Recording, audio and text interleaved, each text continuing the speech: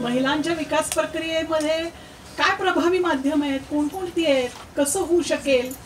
म्हणजे आज माझ्या गावात मीच प्रबोधिनी असं म्हणणारी, फार न शिकलेली पण निळ्या साडीतली, म्हणजे निळ्या साडीचं आता तुम्हाला हे समजलं, अशा 100पेक्षा जास्त जणी 114 गावांमध्ये उभ्या राहिल्या.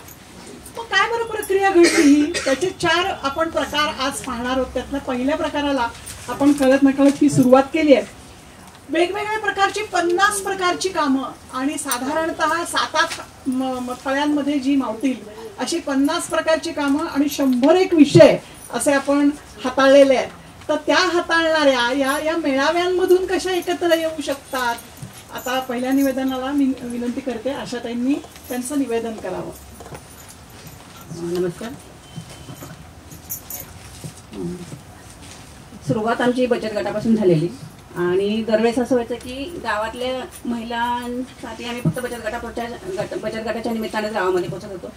पण नंतर असं झालं की जेव्हा बचत गटाची संख्या वाढत गेली तर मग आपण हिशोबाचे मेळावे घेऊयात असं झालं. ज्यावेळेस गटांचे हिशोब वाढत गेले त्यावेळेस, आणि मग हिशोबाचे मेळावे घेत असताना आम्ही गावामध्ये जायचो. प्रत्येक गावामध्ये आम्ही सगळ्या ज्या प्रबोधिनीत काम करतो त्या सगळ्या गावातल्या सगळ्या कार्यकर्त्या एका गावामध्ये जायचो. आणि तिथे गेल्यानंतर असं व्हायचं की बचत गटाचा हिशोब सांगत असताना मग तो हिशोब आम्ही मोठ्याने वाचून दाखवायचो.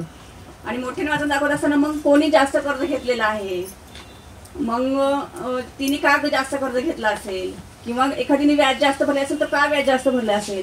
मग त्यातून असं लक्षात आलं की ही जी आहे जास्त कर्ज घेणारी आहे ती काहीतरी धडपड करणारी आहे, आणि जी जास्त व्याज भरते तिला काहीतरी प्रश्न असला पाहिजे असं म्हणून आम्ही अशा महिलांपर्यंत आवर्जून पोहोचायचो. आणि त्यातून मग असं लक्षात आलं की जिची अडचण आहे ती बरोबर म्हणजे गावामध्ये थांबूनच राहायची. आणि मग जेव्हा आपण त्यांच्या शंका सांगायला लागलो त्यावेळेस मग ती आपल्याशी जोडली गेली आणि आपण त्यांची कामं करून दिल्यामुळे त्यांचाही आत्मविश्वास वाढला. आणि बचत गटाचं काम असं आहे की तो पूर्ण पारदर्शक व्यवहार असल्यामुळे कोणालाही म्हणजे शंका येत नव्हती की प्रबोधिनीचा गट आहे ना म्हणजे तिथे काही अडचण नसणार आहे. आणि त्यातून मग आपण हिशोबाचे मेळावे घ्यायला सुरुवात केली. आणि हिशोबाचे मेळावे घेत असताना फक्त हिशोबापुरतंच न बोलता बाकी विषयावरती बोलणं व्हायचं. आणि त्यातून हे जे सगळे उपक्रम सुचत गेलेले आहेत ते सगळं फक्त बचत गटाच्या माध्यमातूनच सुचत गेलेले आहेत. स्वयंरोजगार त्यातूनच आलेला आहे. त्याच्यानंतर जेव्हा गटामध्ये महिला येतात त्यावेळेस त्यांच्या प्रश्नामधून असं कळत आलं की ज्या आपण एकल महिलांचे मेळावे आता म्हटलं तर ज्या कोणी महिला आहेत त्या अगोदर गटामध्ये असतात आणि एकल झाल्यानंतर त्याच्यामध्ये कसा फरक पडतो, म्हणजे गटाला कमी येणं किंवा कमी बोलणं किंवा काही म्हणजे येण्यासाठी तिचा म्हणजे थोडासा सन्मान तिला कमी वाटायला लागला की नाही मी एकल झालेली आहे मग आता आपण गटात जायला नको, असे प्रश्न समोर यायला लागले. मग ह्या प्रश्नामधूनच आपण एकल महिलांचे मेळावे घ्यायला सुरुवात केली. आणि त्यानंतर मध्ये हिरकणीचे मेळावे असतील, स्वयंरोजगाराचे मेळावे असतील, हे जे काही सगळे प्रकारचे मेळावे आहेत ते आपले सगळे ह्या बचत गटाच्या माध्यमातूनच सुरू झालेले आहेत. सुरुवातीला आम्ही जेव्हा मेळावे घ्यायला सुरुवात केली त्यावेळेस आम्हाला तयारी करायलाच खूप वेळ लागायचा. म्हणजे आम्हीच म्हणजे त्याच्यामध्ये ठरवायचो की बाबा काय घेतलं पाहिजे मेळाव्यामध्ये, स्वरूप काय असेल किंवा कसं करूया. मग त्यासाठी आम्ही एक फॉर्म तयार करून घेतला. आणि सुरुवातीला असं व्हायचं की खूप दिवस लागायचे म्हणजे मेळाव्याची तयारी करायला. अगोदर म्हणजे पितर 15 वगैरे असेल त्यावेळेस तेव्हापासूनच आम्ही सुरुवात करायचो.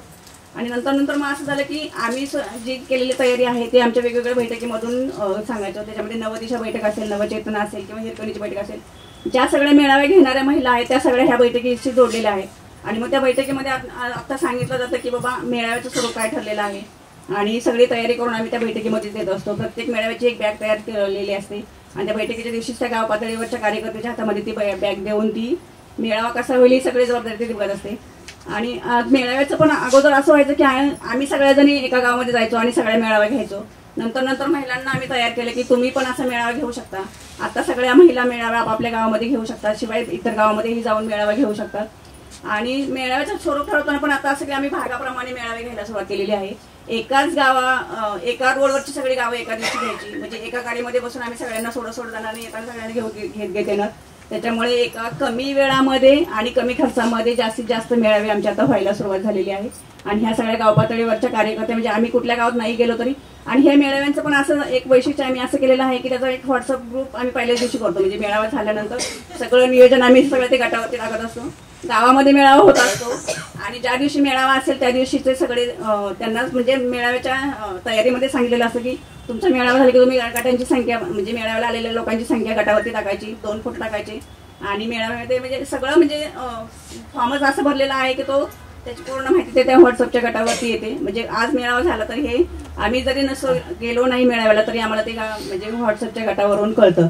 अशा आमच्या मेळाव्यामध्ये अशा प्रकारे येतात या महिला, मग नंतर त्या कामात कशा पुढे जातात असं एक थोडंसं. ज्या सगळ्या आता तयार झालेल्या म्हणजे जिचा आत्मसन्मान आलेला आहे आणि ती म्हणजे आता आपल्याशी जोडलेली आहे, म्हणजे प्रत्येक कुठल्या ना कुठल्या बैठकीमध्ये आहे, म्हणजे जिला काम करायची इच्छा आहे अशी महिला आपल्याशी जोडलेली आहे. आणि ह्या सगळ्या कुठल्या ना कुठल्या प्रकारच्या मेळाव्यातून किंवा काही ना काही त्यांना मदत झाल्यामुळे सगळ्या जोडलेल्या आहेत. आणि त्यांची आता इच्छा अशी आहे की ते आता आपण स्वतःसाठी जसं काम करतो तसं आपण आपल्या गावासाठी काम करावं अशी त्यांची आता इच्छा आहे. त्यामुळे ते कामाशी आपल्याशी जोडलेले गेलेले आहेत. उर्मिला ताई, तुम्ही थोडं सांगता का की नियोजन कसं करता तुम्ही या मेळाव्यांचं? नमस्कार.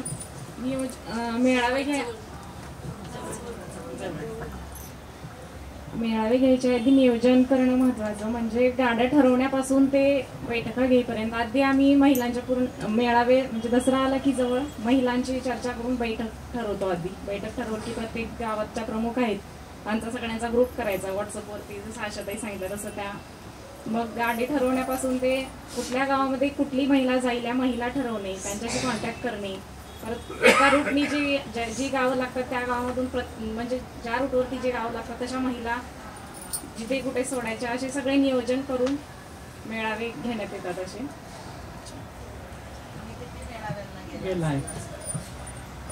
जवळजवळ 30 मेळावे झाले असतील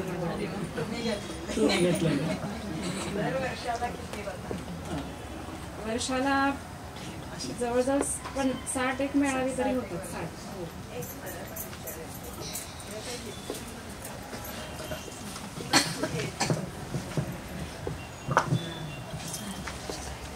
ज्या महिला नेतृत्व करू शकतील अशा प्रकारे डेव्हलप झालेल्या असतात त्यांची मानधनाची अपेक्षा असते का? अपेक्षा अशी काही नसते त्यांची, पण आपण त्यांना देतो मानधन. त्याच्या मागे विचार काय केले तेही सांग सगळ्यांना. आपण त्यांना मानधन दिवसाचे 250 रुपये असे देतो. असे महिलांची अशी काय अपेक्षा नसते. आम्ही त्यांना ठरवून म्हणजे नंतर ठरवून देतात. उलट त्या मानधन घेऊन आणि म्हणजे उत्साही होऊन आम्ही परत सामील होतात. विचार असा केलेला असतो की समजा ती शेतावर रोज करायला जात असेल, शेताचा रोज काय तेवढी तिला मिळाली पाहिजे, तेवढं तरी तिला मिळाले पाहिजे. किंवा येतोय ना आवाज? दिवसाचा जो रोज असतो त्यांचा तेवढा तरी त्यांना किमान मिळाला पाहिजे. त्याच्यापेक्षा थोडे जास्तच पैसे त्यांना आपण म्हणतो आणि त्यांना ते मिळतील असं बघतो.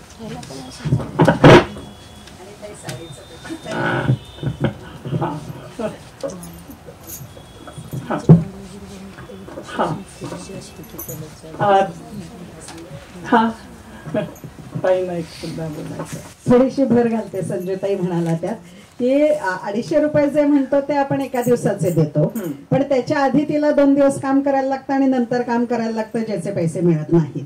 म्हणजे जो व्हॉलेंटरी स्पिरिटचा मुद्दा तिने सांगितला, तर 4 दिवस तिने काम केलं असं धरलं जात नाही, काम 4 दिवसाचं असलं तरी. आणि मग अनेकदा असं होतं की उत्साह टिकणं यासाठी काहीतरी टोकन हवं. तर त्यावेळेला आपण गणपतीच्या दिवसांमध्ये पुण्यातल्यांना असं आवाहन करतो की नवरात्रासाठी प्रामुख्यानं की ज्यांना नवरात्राची ओटी भरायची आहे त्यांनी या दुर्गांची ओटी भरा. आणि म्हणून पुण्यात आपण साडी ओटीची देण्यासाठी आवाहन करतो. आणि दरवर्षी अशा साधारण 70 ते 80 साड्या आपण स्वेच्छेने दिलेल्या गोळा करतो. आणि त्या साड्या आपण शेवटच्या शोधबोधाच्या दिवशी ज्यांनी चांगले मेळावे घेतले आहेत आणि ज्या तिथं निवेदन करायला येतात अशा त्यांनी फायली आणल्यात रिपोर्टिंगच्या, कोणाला बघायच्या असल्या तर पुरावे नशीब असल्यात. त्यामुळे त्या बैठकीला ज्या येतात त्यांना आपण साडी देऊन त्यांचा सत्कार करतो. कारण हे काम असं पैशात मोजता येणारं नाहीये, पैसे हे माध्यम आहे पण तेवढा पुरतं नाही. त्यामुळे आत्मसन्मानाचा मुद्दा म्हणजे शहरातल्या लोकांचंही कॉन्ट्रीब्युशन पाहिजे आणि ते जोडलं गेलं पाहिजे आणि ते निस्वार्थी पाहिजे. म्हणून ओटी भरण्याची भावना इकडच्या लोकांची पाहिजे आणि ओटी स्वीकारण्याची भावना ही तिकडच्या लोकांची. असा मेळ घालून अनेकांना आपण आवाहन करतो की तुम्ही फक्त साडी देऊ नका, सहभागी व्हा. आणि अनेकदा असं होतं की आपण मेळाव्यांची वेळापत्रक जसा त्यांचा नियोजनकर्त्यांचा व्हॉट्सअप गट आहे तसा साडी देणाऱ्यांचा पण व्हॉट्सअप गट करतो आणि त्याच्यावर नियोजन टाकतो की यातली कुठलीही गोष्ट खाजगी नाही, सगळ्यांना सर्व ठिकाणी निमंत्रण आहे, ही गावं या ठिकाणी आहेत, या दिवशी या गावाचा मेळावा होणार, तुम्ही या आणि सहभागी व्हा. म्हणजे पीपल्स पार्टिसिपेशनचे जे वेगवेगळे आयाम आहेत ते असे असतात, त्याचा उपयोग होतो. आता ताईंनी उल्लेख केला चतुरपणाचा उपयोग होतोय. आता ताईंनी म्हणजे आता उल्लेख केला तसा की एखाद्या गावामध्ये आपण जेव्हा नवीन आता आपण सगळेजण जमलोय ते अशासाठी की जास्तीत जास्त आपापल्या संस्थेत आपण जे काम करतोय त्याचा रीच कसा वाढेल आणि ते माध्यम प्रभावी कसं होईल, त्यातलं मेळावा हे प्रभावी कसं माध्यम आहे. तर आता समजा एखाद्या नवीन गावात आपण गेलो तर साधारणतः काय करतो की सरपंच कोण आहेत, उपसरपंच कोण आहेत, ग्रामपंचायत सदस्य कोण आहेत किंवा बालवाडी ताई कोण आहेत आणि त्यांच्या संपर्कातून मग गावात जातो आणि मग काही यादी मिळवतो किंवा त्यांना सांगतो. मग त्याच्यामध्ये एक थोडासा धोका असा होतो की त्यांच्या संपर्कातली जी काय कुटुंब असतात ती येतात पण सगळं गाव येत नाही. मग अशी जे गावकुसापासून धनगर वाड्यापर्यंतचा उल्लेख ताईंनी केला तर गावातल्या प्रत्येकीला असं वाटलं पाहिजे की हा सगळ्यांसाठीचा कार्यक्रम आहे, हा असा म्हणजे जातीचा नाहीये किंवा पदाचा नाहीये, म्हणजे सरपंच उपसरपंचांच्या माध्यमातून गेलेले पदाच्या ह्याने आलेले आहेत किंवा विशिष्ट असं नाही, कोणीही यायचंय. आणि त्याचा एक फायदा असा होतो की याला सासवा पण येतात, त्यांच्या जावा पण येतात, सुना पण येतात आणि मग त्या सगळ्या आल्या आणि वेगवेगळ्या प्रकारची कामं त्यांनी पाहिली की मग पुढचं जे हिरकणीचं काम आहे 0 ते 6 वयोगटातली मुलं ज्यांची आहेत म्हणजे हे उपक्रमच असे निवडलेत. आता पुढच्या ह्याच्यातनं तुम्हाला ते समजेल सादरीकरणातून. तर अशा पद्धतीनं आपण त्याचा विचार केलेला आहे की सगळ्यांना सहभागी त्याच्यामध्ये होता आलं पाहिजे आणि त्याच्यात ताई म्हणल्या तसं पारदर्शकता असली पाहिजे. सुलताई, मी तुम्हाला आता पुढचा प्रश्न असा विचारीन की हे जे म्हणजे वेगवेगळ्या प्रकारचे मेळावे आहेत त्याच्यामध्ये तिळगुळ समारंभांच्या मेळाव्यांबद्दल तुम्ही बोलणार आहात तर त्याच्यामध्ये काय होतं म्हणजे असं तुम्ही का जरा सांगाल का सगळ्यांना? नमस्कार, मी सुलताई देंगले, गावगी सर. तिळगुळ समारंभ हा जेव्हा मेळावा घ्यायचा म्हणून सांगितलं पण खरं तसं सगळीकडे तिळगुळ समारंभ होतो पण ज्या आम्ही एकल महिला निवडलेल्या आहे विधवा परित्यक्ता अशा ज्या महिलांना त्याच्यामध्ये समावेश म्हणजे त्या येतात कार्यक्रमाला. कार्यक्रम आम्ही सांगतो गावामध्ये की उद्या हळदी कुंकू कार्यक्रम आहे पण नंतर मला ते नाव बरोबर वाटलं नाही कारण मी म्हटलं की हळदी कुंकू नको, तिळगुळ समारंभ असं घ्यायचं कारण सगळ्या त्यात आल्या पाहिजे. कारण जेव्हा सुरुवातीला मी माझ्या गावात कार्यक्रम घेतला 20 वर्षाच्या मागे तेव्हा ह्या महिला अशा मागं बसायच्या आणि ह्या महिला पुढं असायच्या. मी त्यांना म्हणायचे पुढं या पण त्या मागच बसायच्या. मग मला ते खटकायचं कारण बाकीच्या बायका एकदा उत्साहात म्हणजे ज्या आपण म्हणतो नवरा असणाऱ्या त्या पुढं येऊन एकदम सगळ्या उत्साहात असायच्या आणि त्या मागं. तर मी म्हटलं नाही, हे बरोबर नाही, आपण हे बदलून ठेवायचं. हळदी कुंकू हे कधीच म्हणायचं नाही, आपण तिळगुळ समारंभच त्याला आम्ही नाव दिलं. आणि मग त्या महिलांना त्याच्यामध्ये यायला मग आता म्हणजे आता 20 वर्ष होऊन गेली एवढी आत्ता ही परिस्थिती आहे की आधी त्या महिला नाव नोंदवायला येतात आमच्याकडे. मी आहे बरं का ताई उद्या म्हणजे हातातलं काम ठेवून ती देते कारण की तिला असं वाटतं नाही मला इथं जास्त मान सन्मान मला ह्या कार्यक्रमात मिळतो आणि ती खूप छान उत्साहाने तिथं येत असते. तिला आम्ही सांगतो छान नटून एक चांगलं लुगडं नेसून मस्तपैकी अगदी छान दिसली पाहिजे आणि अशा ह्याच्यात ती येते ना तेव्हा ह्या महिलेपेक्षा ती महिला खूप छान वाटते आम्हाला आणि तिच्या चेहऱ्यावर असणारं जे हसू असतं ना ते मनाला खूप समाधान देऊन जातं, खूप समाधान देतं की म्हणजे मला त्या महिला पाहूनच हे वाटलं की खरंच हा कार्यक्रम आपण जो करतो आणि वर्षातनं एकदा आम्ही हा करतो तेव्हा त्या महिला सहभागी झाल्यानंतर मग त्यांच्यासाठी आम्ही ताई तर आम्हाला आमचं ते हे देतच असतात प्रत्येकाला की पण आमच्या पातळीवर आम्ही सुद्धा त्याच्यामध्ये मग जेवणाचा कार्यक्रम असो काय असो तो ठेवतो, वरण भात असं भाजी की येऊन त्या घरातलं काम कोणाकडं बकऱ्या असतात कोणाकडं गाई असतात गुरु ते सांभाळून काही मुलं असतात जिच्या घरी पुरुष नाही त्या बाईला घरातलं सगळं सांभाळून त्या कार्यक्रमाला यायचं असतं. त्यामुळं ती एवढी ह्याच्यात असते की ते सगळं व्यवस्थित करूनच तिथं यायचं. तर छोटी छोटी मुलं असतात त्यांची जबाबदारी असते. मग ह्या मेळाव्यात आल्या मग आम्हाला त्यांच्याकडून बरीच काही माहिती पण घेता येते की मग तुझ्या मुलाला स्कॉलरशिप पाहिजे असली तर आम्ही आमच्या संस्थेकडून मदत देऊ, काही तिला कमी पडत असलं तर पुस्तकं असन बॅगा असन वया असन. काय काय वेळेला तर ताईंनी आम्हाला एक वर्षी तर एका उद्योगपतींनाच आणलं होतं आणि ज्या घरात चूल पेटती, गॅस तर कधी माहीतच नाही त्या बाईला, तिच्यासाठी बक्षीस ठेवलं. म्हणजे 1000 रुपये वाटप ठेवलं होतं की त्यांना द्यायचं आपण त्या एकल महिलांना. आणि जेव्हा दिलं तर ते हातात पैसे घेऊन त्या अशा बघत होत्या. त्याच्यानंतर त्यांना सहज एका महिलेला विचारलं की हे आता 1000 रुपये तुला दिले, तिने काय सांगावं. ती म्हटली सगळ्यांच्या पायात पैंजण पाहतो ताई, पण माझ्या मुलीच्या पायात पैंजण नाही, तर मी ह्याचे पैंजण घेईन. आता सांगा चांदीचा भाव एवढा आहे, तिला काय माहिती, पण म्हटलं नाही मी तुला घेऊन देईन, त्यात मदत घालीन. पण तिच्या चेहऱ्यावर खुशी होती की आज माझ्या मुलीच्या पायात आज मला पैंजण दिसणार आहे, उद्या ती चुमचुम वाजवीत जाईल. म्हणजे हे एकल महिलाचं ह्या कार्यक्रमात आल्यामुळं तिला जो मान सन्मान, तिचा जे आत्मविश्वास वाढला तो ह्या हळदी कुंकू कार्यक्रम. अतिशय छान फुलाताई. तर हे म्हणजे तिच्या आकांक्षा वाढवणं. आपण नेहमी असं करतो की छोटा कार्यक्रम घेऊन जायचं, महिन्यातून एकदा तो होणार आहे, छोटासाच कार्यक्रम आहे, त्याला 2 तास द्यायचे आहेत, कारण तिच्या ज्या क्षमता आहेत त्या क्षमतानुसारच ती काम करणार आहे. ती म्हणजे आपण भविष्यामध्ये ती निळी साडी नेसून प्रबोधिनीच्या सर्व उपक्रमांना तिथे उभी राहील.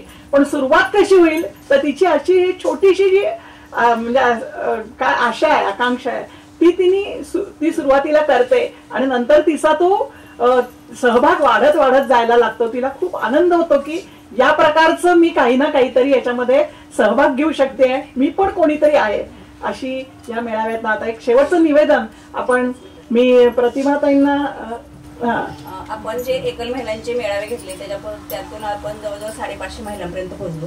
आणि ह्या 550 महिलांचे असे काहीतरी प्रश्न आहेत की त्यांच्याकडे रेशन कार्ड नाहीये किंवा कुठली योजनेमध्ये काही होईल का, असा आपण तसा विचार केला तर जवळजवळ 95 महिलांची आपण अशी कामं केलेली आहेत की त्यांना राजीव गांधीची योजना मिळालेली आहे, कोणाला श्रावणबाळची योजना मिळालेली आहे, अशी आपण 95 महिलांची कामं करून दिलेली. जर आपण ह्या मेळाव्यातून त्यांच्यापर्यंत पोहोचलो नसतो तर त्यांनी अशी म्हणजे हिंमत केली नसती की पंचायत जाणं किंवा आपली काही कामं आहेत ती करून घेणं. पण ह्या मेळाव्याच्या निमित्तानेच आपण त्यांना सांगतो की तू कुठल्या योजनेची लाभार्थी होऊ शकते. असं झाल्यामुळे आपण हे सगळं व्यवस्थित दरमहा 1500 रुपये असे 156 लोकांना कुंदाताई खंडाळकर म्हणून कार्यकर्ते आज येऊ शकले नाहीत, पण त्या स्वतः एकल आहेत आणि त्यांनी या सगळ्या एकल महिलांसाठी उभं राहून, कारण एकेका कागदपत्रासाठी किती हे करावं लागतं की रेशन कार्ड फोडण्यापासून म्हणजे तिचं स्वतंत्र कार्ड असायला लागतं, तिचं आणि तिच्या मुलांची नावं असणार. माझं 13व्या वर्षी लग्न झालेलं आहे, मी दुसरीकडे गेलेली असते, 14व्या वर्षी काकेत मूल मारून मी माहेरी परत आलेली असते. न माझं माहेरच्या रेशन कार्डावर नाव असतं, न माझं सासरच्या रेशन कार्डावर नाव असतं. अशी जी महिला आहे तिला ती कुंदाताईंनी अशी शक्ती दिली की नाही तू विचारलं पाहिजेस, तू सांगितलं पाहिजेस हे. आणि आज अशा 156 जणींच्या खात्यामध्ये दरमहा 1500 प्रमाणे 1 कोटीपर्यंतची रक्कम जमा झाली हे सांगायला मला खूप आनंद वाटतोय. ती सुरुवात या मेळाव्यातून झाली. असाच एक अजून एक गट आहे की ज्याच्यापर्यंत आपण पोहोचू शकत नाही आणि आपल्या सगळ्या महिलांना असं वाटलं की त्याच्यापर्यंत पण पोहोचलं पाहिजे आणि सगळ्यांच्या वतीनं ते काम आज प्रतिभा करते, प्रतिभा स्वामी. कातकऱ्यांच्या संदर्भामध्ये आपण अशी कागदपत्रांचे मेळावे घेतो. मी तिला विनंती करेन की तिने तो अनुभव सांगावा. माहित पण असेल कदाचित तुम्हाला की कातकरी हा भारतातला अगदी शेवटचा लाभार्थी म्हणून ओळखला जातो आणि खरं तर त्याला अगदी बेसिक गोष्टींपासून काम करायला लागतं तिथं. आणि त्याच्यात आम्ही असा विचार करत होतो की जातीचे दाखले काढून दिले तर त्यांना घरकुल योजना लागू करून देता येतील, आता त्यांच्या जमिनी नाही आहेत म्हणून. तर तसं काम करायला सुरुवात केल्यावर लक्षात आलं की त्यांचे स्वतःचे आधार कार्डच नाही आहेत, तर बाकी गोष्टी होणं लांबचीच गोष्ट आहे. म्हणून मग आधारचा कॅम्प लावायचा ठरवला. आणि मग आधारचा कॅम्प लावत असताना पण असं झालं की म्हणजे सुरुवातीला असंच झालं होतं की जिथं आधारचं मशीन आहे तिथं लोकांना पाठवा, पण लोक ती भित्री आहेत किंवा बोलू शकत नाही, त्यांना समोरचा माणूस काय म्हणतो ते कळत नाही. म्हणून आपल्या काही सदस्यांनी तिथं मदत करावी असं ठरलं आणि तिथं जाण्यापेक्षा तहसीलदारांशी बोलून आपण कॅम्प वस्तीत लावला आणि अशी आपण जवळपास 81 लोकांची कामं करून दिली. पण त्यानिमित्ताने त्यांचं स्वतः मी एक भारताचा नागरिक आहे असं म्हणून कागदपत्र तयार झालं खरं तर. आणि यामुळं खरं तर लोकांचा प्रबोधिनीवरचा विश्वास किंवा ते काम आहे, आमचं काम होऊ शकतं असा जो विश्वास आहे तो वाढत चाललाय. आणि अजून एक म्हणजे हे काम करत असताना सरकारी लोकांशी, शासकीय लोकांशी येणारा संपर्क तो पण त्या निमित्ताने वाढतोय. ह्याच्यानंतरचा जो कॅम्प झाला म्हणजे पहिला कॅम्प झाला त्यावेळेस तिथं फक्त येऊन 10 मिनिटं 5 मिनिटाची भेट सरपंचांनी दिली होती, नायब तहसीलदारांनी दिली होती. पण नंतरचा जो कॅम्प झाला त्यावेळेस मात्र 40 अधिकारी म्हणजे ह्या वर्षीचा जो कॅम्प झाला 3 वर्षानंतरचा आता, तर जवळपास 40 अधिकारी स्वतः तिथं येऊन थांबले होते. म्हणजे तहसीलदार व्हिडिओ पासून सगळे म्हणजे असा तो म्हणजे त्या गटाची असणारी गरज ही लोकांपर्यंत पोहोचते मेळाव्याच्या निमित्ताने, असं एक सांगावं असं वाटतं. मला सगळ्यांना अशी विनंती करायची आहे की हे जे छोटंसं म्हणजे सेतू बांधण्यामध्ये जे खारीचा वाटा होता की 3 बोटं रामाची पण तिच्या पाठीवर आली, तर मेळावा किती एवढंसं दिसतंय तुम्हाला की मेळावा म्हणजे गावामध्ये जायचं, सगळ्या महिलांना एकत्र करायचं आणि त्यांच्या जिव्हाळ्याच्या प्रश्नावरती काहीतरी वेळ एकत्रित त्यांना ठेवायचा प्रयत्न करायचा. या एका छोट्या खारीसारख्या दिसणाऱ्या अशा उपक्रमातून आपण प्रत्येक गावांमध्ये शिरलो आणि त्याला आत्मसन्मानापर्यंत कसं नेलं तर कातकरी मंडळींना अस्तित्वच नाहीये, त्यांना अस्तित्वासाठी आपण मदत म्हणजे एक थोडासा हात आपला त्याच्यामध्ये लागला असेल. एकल महिलेला समाजाने एकत्र घ्यावं म्हणून तिचा समावेश, सर्वसमावेशकता त्याच्यामध्ये यावी म्हणून ताईंनी असं सांगितलं की आम्ही तिळगुळ समारंभ केले. असे किशोर किशोरींचे मेळावे, आरोग्य मेळावे. आपण आता मेळाव्याच्या एका ह्याच्यात ऐकलं की जे काम करायला खूप आपल्याला वेळ लागला असता म्हणजे गावामध्ये अशा प्रकारचं रक्त तपासणी करायची म्हणलं तर पटकन पहिल्यांदा नग बाबा तिथे बाटलीभर रगत काढून नेतात असं जिथं म्हणण्याची वेळ होती तिथे उज्ज्वलाताई आमच्या जातात स्वतः. आज आरोग्य सखी आहेत त्या आणि त्या 80 असा 5000 जणांचा आतापर्यंत त्यांनी रक्त तपासलेलं आहे. अशा विषयापर्यंत आपण नेऊ शकतो. तेव्हा हा साधा उपक्रम नाहीये, कोणीही कुठेही हा कधीही चालू करू शकतो आणि याच्यातून आपण आपल्या कामाचा पाया म्हणजे नीव मजबूत करू शकतो. धन्यवाद.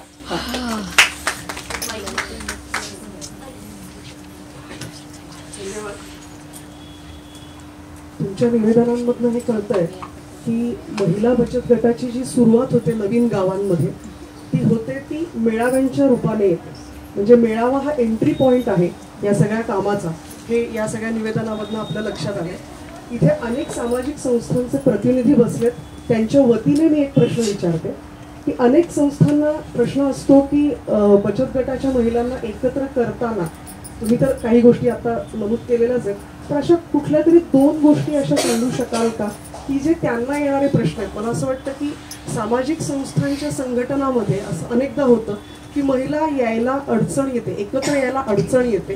तर त्यासाठी अशा कुठल्या तरी 2 गोष्टी तुम्ही मार्गदर्शन पण स्पेशली तुम्ही दोघींनी सांगितलं तर आम्हाला आवडेल, ऐकायला आवडेल. माझ्या गटामध्ये जेव्हा महिला गावातनं घ्यायच्या झालं तेव्हा आधी महिला येत नव्हत्या, पण जेव्हा या मेळाव्याच्या निमित्ताने सगळ्या एकत्र यायला लागल्या तेव्हा एक महिला सहज म्हणजे म्हणून गेली, तिला विचार लागली तर ती म्हणजे म्हणायला लागली की माझ्या पोटातलं जे बाळ आहे ते वडिलांचं नाव सांगू शकतो, बचत गटावर जे माझं नाव असतं ना ते माझं नाव सांगतो, तो माझा जो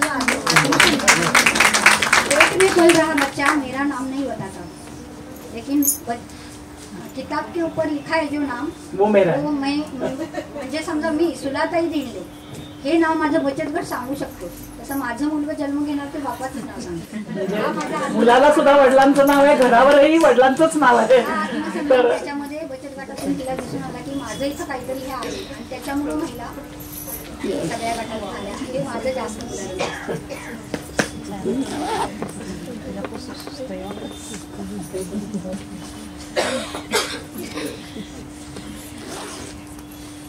थोडक्यात ताई म्हणल्या तसं की म्हणजे एखादा गट जिथे आहे म्हणजे ज्या भौगोलिक रचनेमध्ये तो आहे त्याची परिस्थिती कशी आहे, त्या सगळ्या सदस्यांची आणि त्यांच्या जिव्हाळ्याचा प्रश्न काय आहे हा जर आपण घेतला आणि त्या प्रश्नासाठी आपल्याला काम करायचं आहे असं म्हटलं तर त्या यायला लागतात एकत्र, असा अनुभव आहे.